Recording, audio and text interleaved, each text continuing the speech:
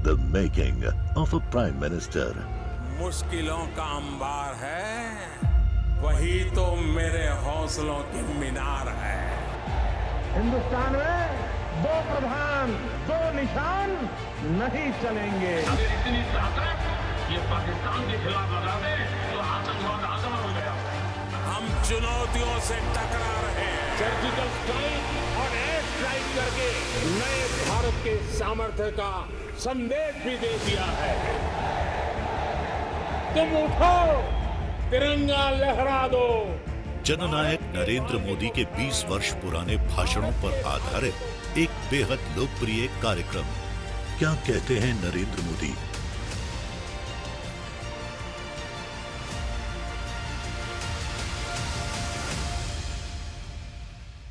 नमस्कार, मैं हूं आपके साथ पूजा यादव। हमारे खास प्रोग्राम क्या कहते हैं नरेंद्र मोदी में आज आपको सुनवाएंगे पीएम मोदी का वो ऐतिहासिक भाषण जिन्होंने 28 अक्टूबर 2012 को अहमदाबाद में दिया।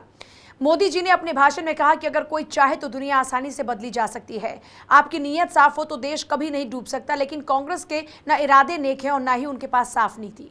आपको जानकर आश्चर्य होगा मित्रों, और बहुत से लोग हो जो पहली बार शायद इन बातों को सुनते होंगे, और मैं ये शब्द कहने के लिए नहीं कह रहा हूं। मेरे भीतर में एक बहुत बड़ा दर्द है, बहुत बड़ी पीड़ा है, कलेजा टूट रहा है दोस्तों। इस देश के किसानों ने हरित क्रांति की, ग्रीन रिवॉल्यूशन किया। गुजरात के किसानों ने व्हाइट रिवॉल्यूशन किया, और पूरे देश और दुनिया में हम व्हाइट रिवॉल्यूशन के कारण जाने गए, श्वेत क्रांति, दूध की क्रांति के लिए। लाल बहादुर शास्त्री ने जय जवान जय किसान का नारा दिया, पूरा देश का किसान खड़ा हो गया, और पूरे देश के किसानों ने तय किया कि हिंदुस्तान का पेट भरने का सामर्थ्य इस उर्वरा भूमि में है, हम अपना पसीना बहाएंगे, और ग्रीन रिवॉल्यूशन करके दिखाया। लेकिन भाइयों बहनों, दिल्ली में बैठी हुई वर्तमान सरकार का क्या सपना है मालूम है आपको? आपको जानकर हैरानी होगी। उनके लिए श्वेत क्रांति का महत्व नहीं है, उनके लिए हरित क्रांति का महत्व नहीं है, न ग्रीन रिवॉल्यूशन चाहिए, न व्हाइट रिवॉल्यूशन चाहिए। उन्होंने मकसद बनाया है पिंक रिवॉल्यूशन। पिंक रिवॉल्यूशन, गुलाबी क्रांति। ये गुलाबी क्रांति क्या है मालूम है? जब पशु को काटते हैं, उस मांस का कलर आपने देखा होगा, जैनियों ने तो नहीं देखा होगा, टीवी पे देखा होगा, वो गुलाबी होता है। और इसलिए दिल्ली में बैठी हुई सरकार का सपना है कि हम हिंदुस्तान में पिंक रिवॉल्यूशन करेंगे और पूरे विश्व में मांस मटन का एक्सपोर्ट का बिजनेस करेंगे। और इस वर्ष भारत सरकार ने घोषित किया है, स्वयं भारत सरकार ने घोषित किया है कि पूरे विश्व में बीफ एक्सपोर्ट में हिंदुस्तान नंबर 1 है। किन चीजों के लिए गर्व किया जा रहा है? भाइयों बहनों, आपका कलेजा रो रहा है कि नहीं मुझे मालूम नहीं, मेरा कलेजा चिक चिक करके पुकार रहा है।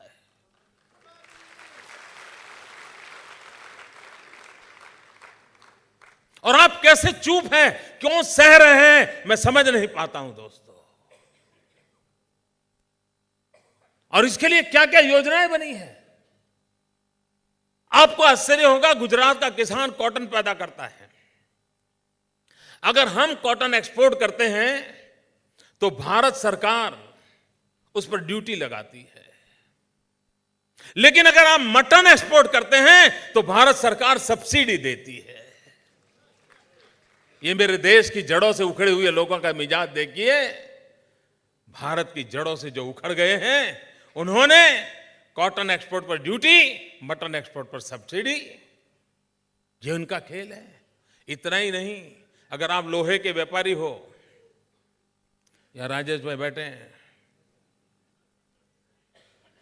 क्या कभी आपको अहमदाबाद से दिल्ली लोहा भेजना हो और वहां पर कोई अस्पताल के लिए लोहा भेज रहे हो, कोई ब्रिज बनाने के लिए लोहा भेज रहे हो, जो जनता के उपयोग के काम आने वाला है लोहा, क्या ये हिंदुस्तान की सरकार आपका लोहा यहां से दिल्ली ले जाने के लिए आपको ट्रांसपोर्ट सब्सिडी देगी क्या? ट्रांसपोर्ट सब्सिडी मिलती है भाई?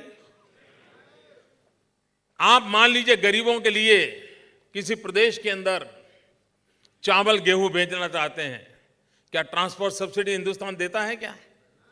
आपको जानकर के पीड़ा होगी मेरे भाइयों बहनों, अगर मटन एक्सपोर्ट करने वाला मटन एक्सपोर्ट करने के बाद अपने कत्ल खाने से मुंबई बंदर तक मटन ले जाता है तो भारत सरकार प्रति टन प्रति किलोमीटर उसको सब्सिडी देती है, ट्रांसपोर्टेशन की सब्सिडी देती है। इतना ही नहीं मित्रों, आप कोई उद्योग लगाना चाहें, कारखाना लगाना चाहें, क्या हिंदुस्तान की सरकार आपको कोई सब्सिडी देती है? आपको जानकर के हैरानी होगी, अगर आप कत्लखाना लगाते हैं, स्लॉटर हाउस लगाते हैं, तो आपको 15 करोड़ रुपया हिंदुस्तान की तिजोरी से दिया जाता है। 15 करोड़ रुपया सब्सिडी मिलती है। भाइयों बहनों, इतना ही नहीं, आप अगर हमारे गुजरात के अंदर सिर्फ हम वाइब्रेंट गुजरात समिट करते हैं ना, और उसमें लोग आते हैं, व्यापारी लोग, उद्योगकार आते हैं, सिर्फ गुजरात आए हैं इसलिए इनकम टैक्स डिपार्टमेंट उनको नोटिस भेजता है कि आप गुजरात क्यों गए थे। ये हाल है देश का। इनकम टैक्स विभाग ने पिछले बार हमारे यहां वाइब्रेंट गुजरात समिट में जो पूंजी निवेश के लिए लोग आए थे, उनको इनकम टैक्स का नोटिस दिया था। अगर आपको इनकम की इतनी जरूरत है और टैक्स की इतनी चिंता है, और दूसरी तरफ क्या करते हैं, अगर आप मटन का बिजनेस करते हो, मटन एक्सपोर्ट का काम करते हो, तो 5 साल तक आपको इनकम टैक्स में माफी दी जाती है। भाइयों बहनों, ये मैं किसी और देश की बात नहीं कर रहा हूं, जहां भगवान महावीर पैदा हुए थे, उस हिंदुस्तान की बात कर रहा हूं, इस हिंदुस्तान की सरकार की बात कर रहा हूं दोस्तों। और तब मैं कहता हूं कि कलेजा रो रहा है, देश को किस दिशा में ले जाया जा रहा है। और अगर हम एक समाज के नाते जागरूक नहीं होते, हम अपने सपनों को पूरा करने के लिए संकल्पबद्ध नहीं होते हैं, हमें जो शिक्षा दीक्षा मिली है उसको लागू करने के लिए हम कोई प्रण नहीं करते हैं, और इन चीजों के लिए आगे नहीं आएंगे, तो भाइयों बहनों, हमें भी अपनी जड़ों से जुड़ करके रहने में कितनी दिक्कत आएगी उसका आप अंदाज लगा सकते हो। और तब जाकर के इन चीजों को रोकना आवश्यक होता है। देश के प्रधानमंत्री इसका जवाब नहीं दे सकते, वैसे भी उनको सुख है।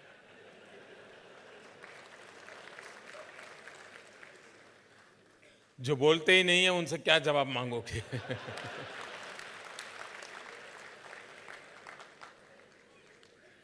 मित्रों, आज देश, आप देखिए, 20वीं सदी के उत्तरार्ध में पूरे विश्व में एक चर्चा थी, और चर्चा ये थी कि अगली सदी हिंदुस्तान की सदी, 21वीं सदी हिंदुस्तान की सदी, ये चर्चा थी। और हम भी मनोमन सीधा तान के घूम रहे थे, हाँ यार, अब कुछ अपने अच्छे दिन आए, ऐसा लग रहा था। लेकिन इस दशक की ओर देखें तो लगता है कि हम कहां से कहां पहुंच गए। सारी दुनिया हमारी मजाक उड़ा रही है मित्रों, हम हंसी के पात्र बनते जा रहे हैं। पूरा विश्व का ध्यान था कि हिंदुस्तान कुछ करतब करके दिखाएं। आज हिंदुस्तान किस अवस्था में जाके पड़ा है, कहां जाकर के हम रुके हैं। आप कल्पना कर सकते हो कि 21वीं सदी के प्रथम दशक के बाद कोई ऐसा भी दिन आता है जब इस देश के 19 राज्य अंधेरे की चपेट में आ जाते हैं। 70 करोड़ जनसंख्या, 48 घंटों तक बिजली उनको उपलब्ध नहीं है। अस्पताल में आधा ऑपरेशन हुआ है, बिजली डोल। ट्रेन रास्ते में रुकी पड़ी है, बिजली डोल। मां बीमार है, पंखा चल रहा है, बिजली गुल। बच्चों को एग्जाम है, बिजली गुल। 21वीं सदी में 48 घंटे तक एक देश का 80% हिस्सा अंधेरे में डूब जाए। सारी दुनिया ने भारत के खिलाफ इतनी निंदा की जिसकी आप कल्पना नहीं कर सकते हो। और मेरा सदनसीब देखो कि कम नसीब देखो, मुझे समझ नहीं आता है कि जितने आर्टिकल लिखे गए उसमें लास्ट पैराग्राफ और लिखा गया, लेकिन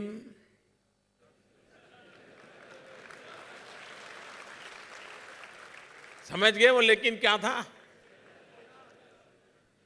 सारे वॉशिंगटन पोस्ट देख लीजिए, न्यूयॉर्क टाइम्स देख लीजिए, कोई भी दुनिया का अखबार लिख लीजिए, सबने हिंदुस्तान की धुलाई की और लास्ट में एक पैराग्राफ लिखा, लेकिन इस संकट के बीच भी एक अकेला गुजरात था जहां बिजली जगमगा रही थी।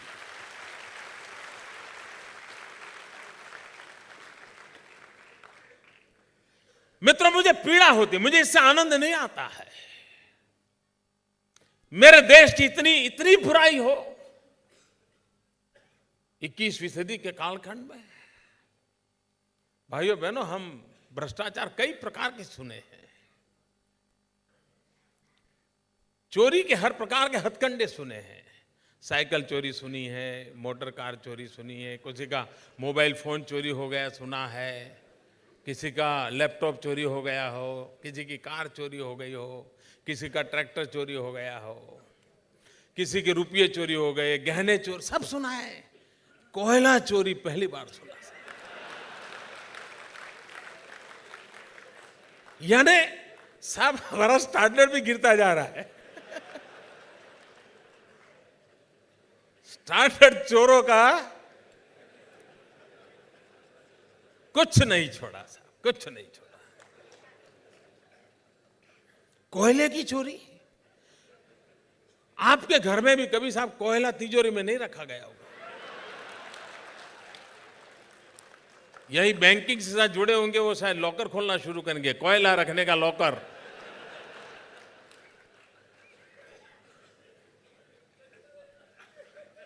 आप कल्पना कर सकते हो है,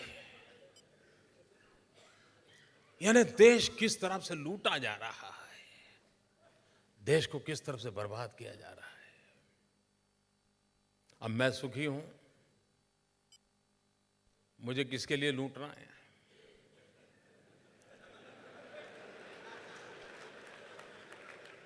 न दामाद है,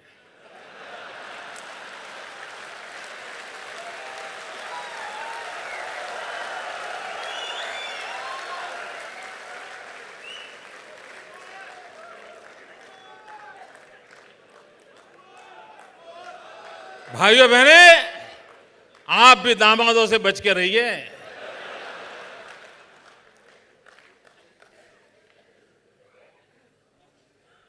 पूरी दामाद नाम की जो इंस्टीट्यूशन है उस पर ही धब्बा लग जाएगा कहीं।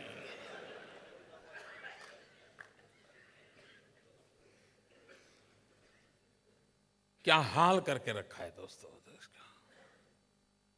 और ऐसा नहीं है मित्रों कि इस देश में सामर्थ्य नहीं है, ऐसा नहीं है कि उर्वरा भूमि नहीं है, ऐसा नहीं है कि हम विश्व के सामने एक सामर्थ्यवान देश के रूप में उभर सकते हैं, ऐसा नहीं है मित्रों।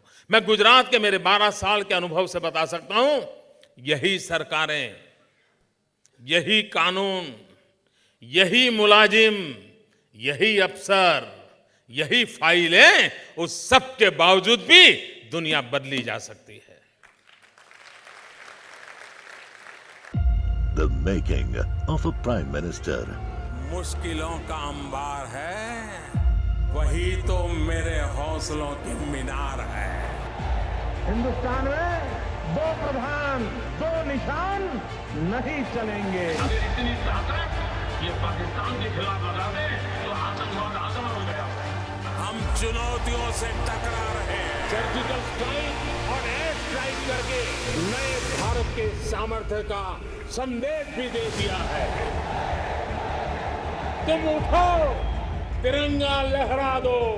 जननायक नरेंद्र मोदी के 20 वर्ष पुराने भाषणों पर आधारित एक बेहद लोकप्रिय कार्यक्रम क्या कहते हैं नरेंद्र मोदी।